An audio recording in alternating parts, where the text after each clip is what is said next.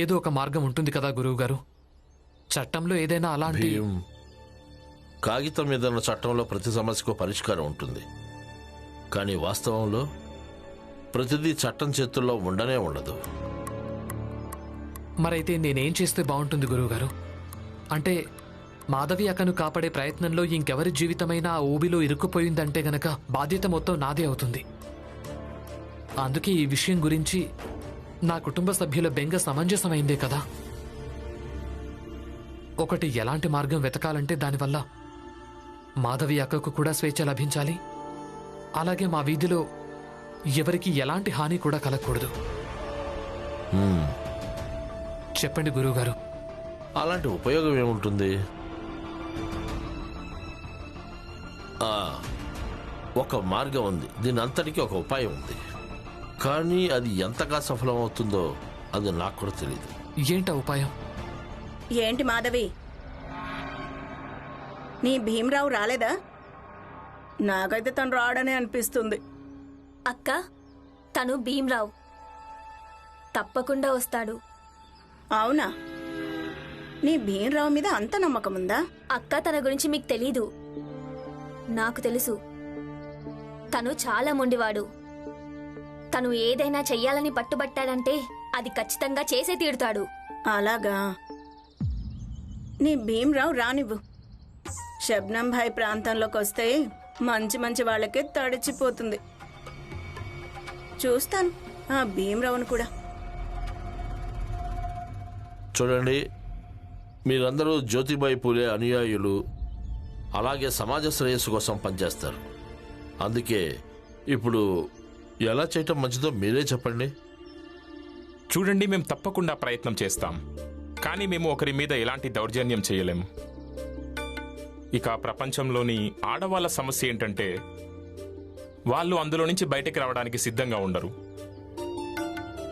మాధవి స్వయంగా మా ముందు ఏం చెప్పాల్సి ఉంటుందంటే తను ఆ ప్రపంచంలో నుంచి బయటికి రావాలనుకుంటుందని. అప్పుడే మేము తనకు ఏదైనా సహాయం చేయగలం. తను అక్కడి నుంచి బయటకు వచ్చిన తర్వాత ఈ ప్రపంచంలో కొత్త జీవితాన్ని మొదలు పెట్టడానికి దారి కనిపించినప్పుడు తను ఖచ్చితంగా ఆ ప్రపంచాన్ని వదులుకోవాలనుకుంటుంది. కానీ ఒక్క విషయం అర్థం కావటం లేదు, ఇదంతా ఎలా జరుగుతుందని. పదండి, అందరం కలిసి ప్రయత్నం చేద్దాం. అలాగే, పదండి.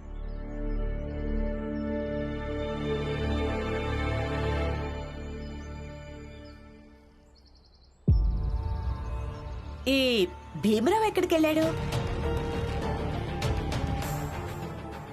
అవును రామ్జీ, చెప్పు, భీమరావు ఎక్కడున్నాడు?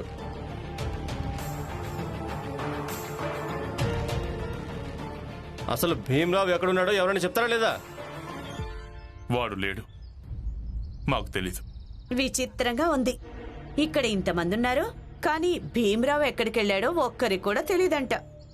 కానీ కనీసం ఇంట్లో వాళ్ళకైనా తెలిసి ఉండాలి కదా. అది కూడా ఇలాంటప్పుడు భీమరావు వేసే ఒక్క తప్పటడుగు మనందరికీ భారంగా మారిపోవచ్చు. తన పంతం నెగ్గించుకోవడం కోసం సతారాలో కూడా భీమరావు అందరినీ ఇలాగే ఇబ్బంది పాలు చేసుంటాడు. ఇక వాళ్ళు విసిగిపోయి వీళ్లకు శత్రువులుగా మారినప్పుడు అప్పుడు వీళ్లే వాళ్ళనంటారు, గ్రామం అంతా మాకు శత్రువులు అయిపోయారని. భీమరావు మాతో పెద్ద విషయమేమి చెప్పలేదు, కానీ ఈ రోజు వరకు అదే మాట మాకు ఇంతవరకు ఎవరు చెప్పలేదు. అతను చెప్పగానే మేము ఆలోచించడం మొదలుపెట్టాం. ఇప్పుడు ఆయన ఇక్కడ లేరు, మరి మీ అందరికి ఏం చెడు జరిగింది? ఇక్కడ నిలబడి నా భర్త మీద ఆరోపణలు చేస్తున్నారు. ఏదో ప్రయత్నం మీద వెళ్ళుంటారు. ఏదో విధంగా మాధవి అక్కను అక్కడి నుంచి తీసుకురావాలి అన్నట్టు మీ అందరికి ఇబ్బంది కలగకూడదని ఆ విషయం ఆలోచించి ఉంటారు. అరే, ఈవిడ ఎలా చెప్తుందంటే ఈవిడ భర్త ఎవరో దేవదూత అయినట్టు. అరే, నేను అందగత్తెను, నా మొగుడు అందగాడే, కానీ మిగిలిన వాళ్ళు మాత్రం అందరూ కోతులే అన్నట్టు. ఏ జోకు, ఇలా రా. ఏమైంది బాబుగారు? ఏమి ఇస్త్రీ చేస్తున్నావు? చొక్కా అంతా కాల్చి పారేశావు. బాబుగారు, అది పొరపాటున కాలిపోయింది బాబు. పొరపాటున కాలిపోయిందా? దీని ఖరీదంతో తెలుసా? నాకు కొత్త చొక్కా కావాలి, లేదా నువ్వు దీనికి బదులుగా మా ఇంటికి డబ్బులు పంపించు. మొత్తం 3 రూపాయలు. 3 రూపాయల బాబుగారు? నేను పేదవాణ్ణి బాబుగారు, 3 రూపాయలు ఎక్కడి నుంచి ఇవ్వాలి? ఎక్కడి నుంచి తీసుకొస్తావో నాకు తెలియదు, కానీ నాకు నా డబ్బులు మొత్తం కావాలి. లేదంటే నువ్వు ఇక్కడ ఉండలేవు. అలాగే నీ దుకాణాన్ని నేను పీకి పారేస్తాను. ఇదిగో. బాబు గారు,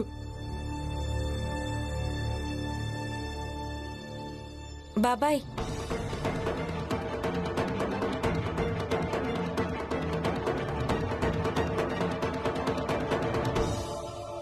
ఈ రోజు నా భర్త ఉండుంటే మీకు తోడుగా నిలబడి ఉండేవారు. వీళ్ళలాగా మౌనంగా ఉండేవారు కాదు. మీకోసం పోరాడేవారు. ఆయన ఎప్పుడు పోరాడినట్టుగా. ఇప్పుడు దీన్ని ఎవడు వేసుకుంటాడు? నీ బాబా? నాకు ఈ చొక్కా డబ్బులు మొత్తం ఇవ్వు. మొత్తం ₹2.12. ఈ బాబాయ్ పేదవాడు. అంత డబ్బు మీకెక్కడి నుంచి ఇవ్వగలడు? ఇయ్యని మీరు క్షమించండి. అలాగే ఈ సేటు మీ మీద జరిమానా విధించి ఇలా వెళ్ళుండేవాడు కాదు. రమా, శాంతించమ్మా. చూడండి, మీకు నా భర్త అంతగా నచ్చకుంటే ఆయనతో సంబంధం పెట్టుకోకండి. కానీ ఆయన గురించి నోటికొచ్చినట్టు మాట్లాడకండి.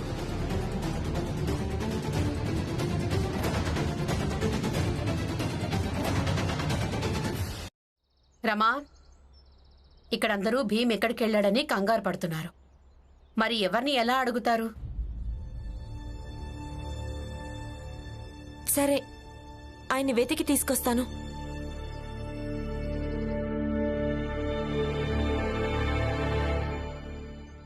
చూడండి, మీలో ఎవరైతే ఈ పని చెయ్యకూడదు అనుకుంటున్నారో వాళ్ళు మా దగ్గరికి రండి.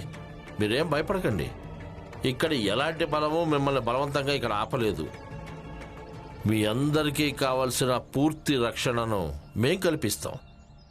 ఏయ్, మీలో ఎవరైనా వెళ్ళాలనుకుంటే వెళ్ళిపోండి. నేను బలవంతంగా ఎవరిని ఆపను. అవును, మీరు వీళ్లకు భయపడకండి.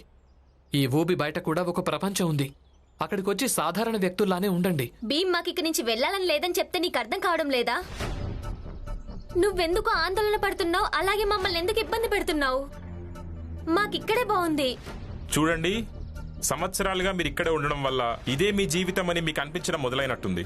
కానీ ఒక్కసారి ధైర్యం చేసి ఇక్కడి నుంచి బయటికి వచ్చేయండి. ఒక కొత్త జీవితాన్ని మొదలు పెట్టండి. సరే, పదండి, వెళ్దాం. ఎక్కడికి తీసుకుని వెళ్తారు? అయినా నన్ను ఎవరు పెట్టుకుంటారు? అలాగే తన జీవితం అంతా పెట్టుకుంటానని నమ్మకముందా? మాధవి అక్క, మిమ్మల్ని నేను మా ఇంటికి తీసుకెళ్లాలనుకుంటున్నాను. నా కుటుంబంతో పాటు జీవితం అంతా అక్కడే ఉంచుతాను. పదండక్క. ఏ మాధవి, నీ కథంటే తనకు చెప్పొచ్చు కదా. తనకు కూడా తన ప్రపంచంలోని వాళ్ళు ఎలాంటి వాళ్ళో తెలియడం మంచిది.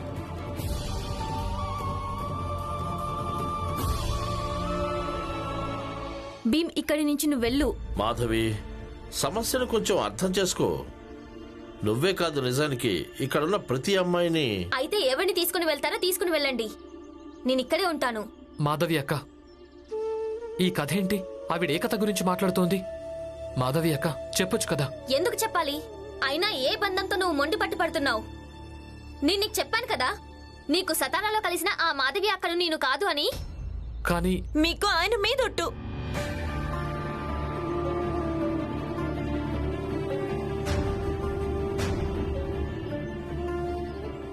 చెప్పండి, అసలు మీ విషయంలో ఏం జరిగింది? చెప్పండి మాధవి అక్క.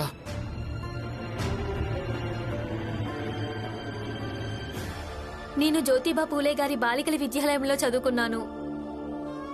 అక్కడ ఒక కుర్రాడితో ప్రేమలో పడ్డాను.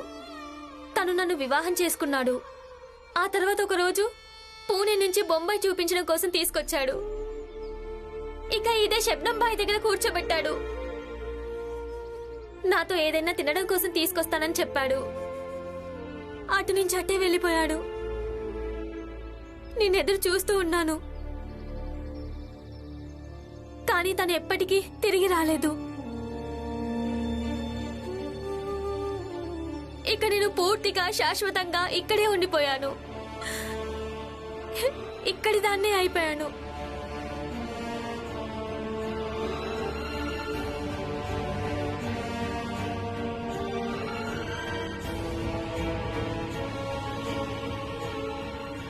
నేనసలు తనను ఎందుకు ప్రేమించానో నాకు ఇప్పటికీ అర్థం కావడం లేదు. నా ఇష్టాలను అయిష్టాలను తనకెందుకు చెప్పాను? తననెందుకింతగా నమ్మాను?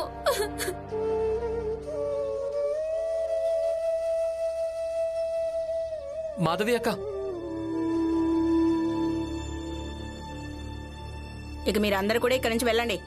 ఈ ప్రపంచంలోని వాళ్ళు ఎక్కడికి వెళ్ళాలనుకోవడం లేదు, వాళ్ళు ఇక్కడే ఉంటారు.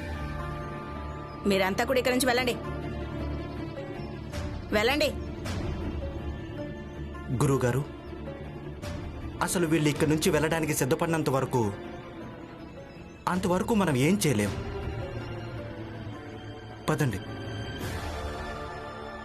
పదండి.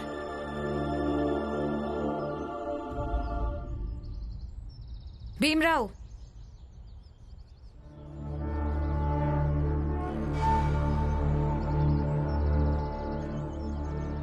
నేను చెప్పాను కదా ఒప్పందం చేసుకో అని.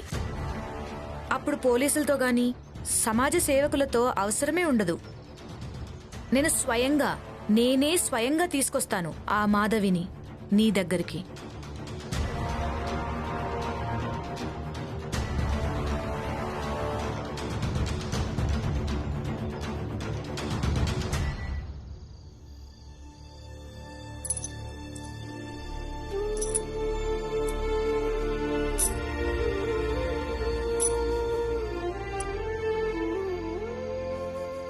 అద్దెకి ఇప్పటికీ 50 పైసలు తక్కువ ఉన్నాయి. నాన్న, ఇన్ని రోజులుగా నేను పనిలోకి వెళ్ళలేదని మీకు తెలుసు కదా. రామ్జీ, నీకు తెలిసిందే కదా, నా దగ్గరే డబ్బులు ఉండుంటే నువ్వు చెప్పాల్సిన అవసరం లేదు, ఆలోచించాల్సిన అవసరం అంతకన్నా లేదు. ఇక నా దగ్గర కూడా ఏమీ మిగల్లేదు. నా దగ్గర కూడా ఏం లేవు మామయ్య.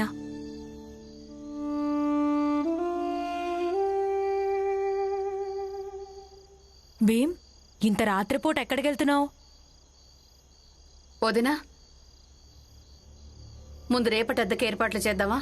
ఒకవేళ రేపు ఇల్లే మిగలలేదనుకోండి, అప్పుడు భీమే కాదు మనందరం కూడా ఇంట్లోంచి వెళ్ళిపోవాల్సి ఉంటుంది.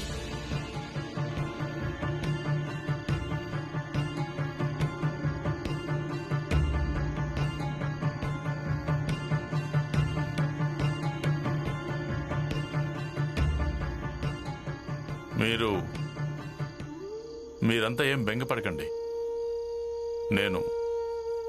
నేను రేపు ఏదైనా ఏర్పాటు చేస్తానులే.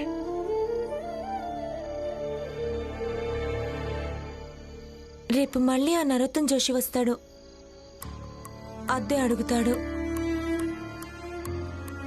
ఏదోటి ఆలోచించాల్సి ఉంటుంది. పదండి, లోపలికెళ్ళి పరిష్కారం చూద్దాం. అద్దె గురించే కాదు, మాధవి అక్క గురించి కూడా.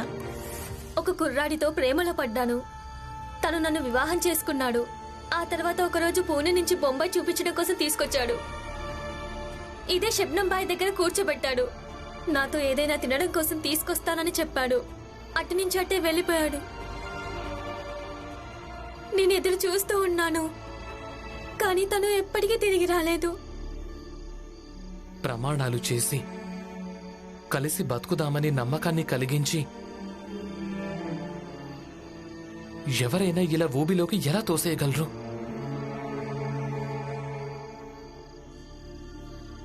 మీతో ప్రతి ఒక్కరిని మీతో ఎందుకు పోల్చుకుంటున్నారు? ప్రపంచంలో ఎన్నో రకాల మనుషులుంటారు. ఇలాంటి వాళ్ళు కూడా ఉంటారు. వాళ్లకు రాళ్ళు కూడా అందంగానే కనిపిస్తాయి. మరికొంతమంది ఉంటారు, వాళ్లకు మనుషులు కూడా రాళ్లలాగా కనిపిస్తారు. పదండి.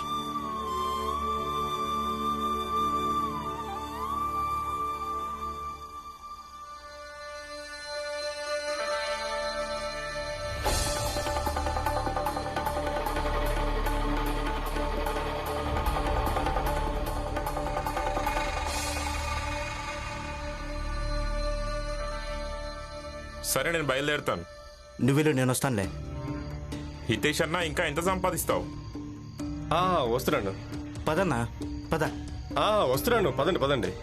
అమ్మ పుష్ప, ఇంటికి వెళ్దాం పద. మీరు వెళ్ళండి నాన్న, నేను ఆడుకొని వస్తాను. త్వరగా వచ్చేయి.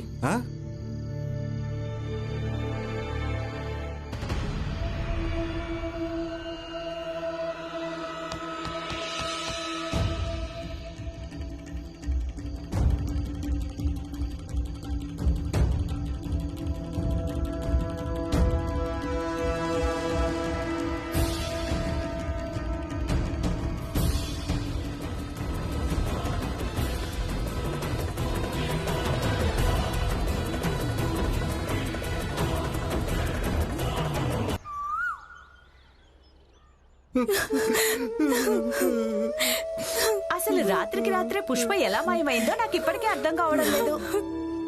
కొంపదీసి ఇలాగానే కాదు కదా, నిన్న రాత్రి భీమరావు మళ్ళీ పంచాయతీ పడ్డానికి అక్కడికి వెళ్ళాడేమో. ఇప్పటికే వాళ్ళొచ్చి బెదిరించి మరీ వెళ్ళారు. ఏదేమైనా ఈ పని వాళ్లే చేయించుంటారేమో. ఆ, దానికి వీళ్ళే బాధ్యులు. ఎందుకంటే వీళ్ళు భీమ్కు నచ్చ చెప్పడం లేదు, మన మాటేమో భీము వినడం లేదు. మా పుష్ప ఎక్కడికి వెళ్ళిందో తెలియట్లేదు. మా పుష్పను మీరే వెతికి తీసుకురండి. నువ్వేం బాధపడకు, భీమరావు ఖచ్చితంగా మన పుష్పాన్ని వెతికి తీసుకొస్తాడు. రమా, ఏమైంది? పుష్ప ఎక్కడా కనిపించలేదు. పుష్ప!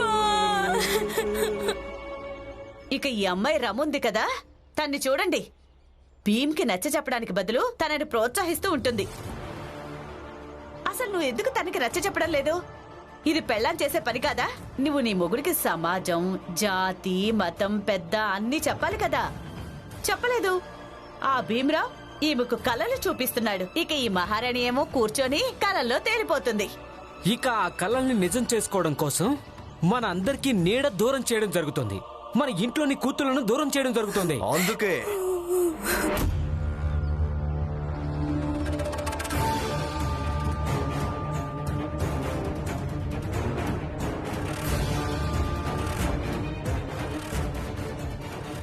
అందుకే మనుషులు ఎల్లప్పుడూ వాస్తవికతలో బ్రతకటం చాలా మంచిది. ఇక వాస్తవికత ఏంటంటే ఎప్పుడు నేను చెప్పేది. అందరూ వచ్చి అద్దెవండే. ఒకసారి మళ్ళీ ఆలోచించండి, భీమరావును ఇంకా తన కుటుంబాన్ని ఇక్కడ ఉంచడం మంచిదో కాదో. జోషి గారు, నాకు మొత్తం తెలుసు. మీకు అవకాశం దొరకగానే మమ్మల్ని ఇబ్బంది పెట్టడానికి వస్తారు. లేదు, ఇబ్బందికి కారణమే నీ మొగుడు భీమరావు. రామా, చూడు, ఇక్కడ ఉన్న వాళ్ళందరూ ఇబ్బంది పడుతున్నారు. పాప ఏమైందో ఏంటో. అసలు ఈ ఆత్మ ఎక్కడికి వెళ్ళింది? ఈ మధ్య భీమరావు అకస్మాత్తుగా మాయమైపోతున్నాడు. ఆయనే మాయమైపోలేదు, నాకు చెప్పే వెళ్లారు. నాకేం చెప్పెళ్లారంటే అద్దె డబ్బులు ఏర్పాటు చేయడానికి వెళ్తున్నానన్నారు. అవునా? అయితే తన కోసం ఎదురు చూస్తూ ఉందాం. ఏమంటావ్? మూర్ఖురాలా, నేనేమి నీ భర్తలాగా చవటని కాదు. నాకు అద్దె డబ్బులిచ్చేసి ఆ తర్వాత ఏడుస్తూ కూర్చోండి. చూడండి నరోత్తమ్ గారు, నాకు ఒక 3-4 గంటలు గడువు ఇవ్వండి. నేను మీకు అద్దె డబ్బులు ఇచ్చేస్తాను. దుకాణాలు తెరుచుకొనివ్వండి. ఎవరి దగ్గరైనా అరువు తీసుకుని మీకు అద్దె డబ్బులు ఇచ్చేస్తాను. కానీ ఇప్పుడు నా దగ్గర అద్దె డబ్బులు మొత్తం లేవు. కుదరదు. ఇప్పుడే అద్దె డబ్బులు ఇవ్వండి, లేదంటే ఇల్లు ఖాళీ చేయండి. అయినా ఏంటి రామ్జీ, నిన్ను అలాగే నీ కుటుంబాన్ని మెడబెట్టి గంటేమంటావా? నిజానికైతే వీళ్ళు అద్దిచ్చినా కూడా అయినా సరే వీళ్ళుండడానికి వీల్లేదు. ఎందుకంటే చెప్పలేం, ఈరోజు వీళ్ల కారణంగా ఇక్కడ ఒక్క అమ్మాయే మాయమైపోయింది. ఇక ముందు ఇలాగే ఎంతమంది మాయమైపోతారో. అవును, వెంటనే ఇల్లు ఖాళీ చేయండి. అవునన్నా, మీరు వెంటనే ఖాళీ చేయండి. మాకిలాంటివి అక్కర్లేదు. ప్రాణాలు పరంగా పెట్టలేవు. ఎప్పుడు ఏ ఆడపిల్లల్ని తీసుకెళ్తారో ఏమో. వద్దొద్దు, ఖాళీ చేయండి. తొందరగా ఖాళీ చేయించి గెంటేయండి వీళ్ళని. ఏం జరుగుతోంది? మీరంతా నినాదాలు చేసినంత మాత్రాన మేము ఇల్లు ఖాళీ చేస్తామా? మీలాగే మాకు కూడా ఇక్కడ ఇల్లుంది కదా.